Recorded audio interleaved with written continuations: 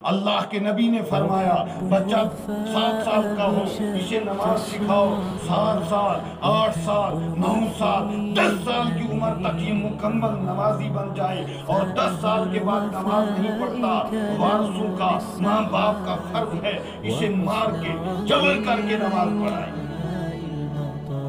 اور ہم 20 سال تک کے وہ بچہ کہتے رہتے ہیں، اور یہ ٹین ایج جو بننے کی ہوتی ہے یہ اس میں برباد ہو جاتا ہے۔ اس میں جو سیکھا 13 سے 19 کے درمیان وہی زندگی بھر انسان کا رویہ، اخلاق اور طریقہ رہتا ہے۔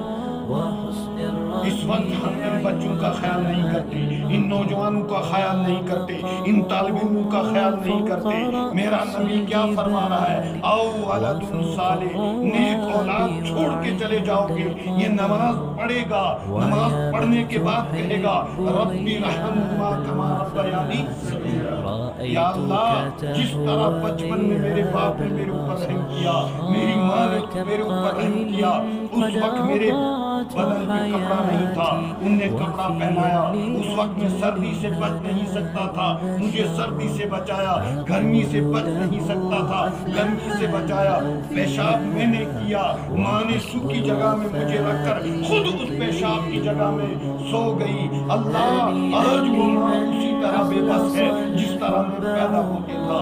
ربی رحمہما کما ربیانی، ربا ایسا رحم کر دے جیسا انہوں نے بچپن میں میرے اوپر کیا ہے۔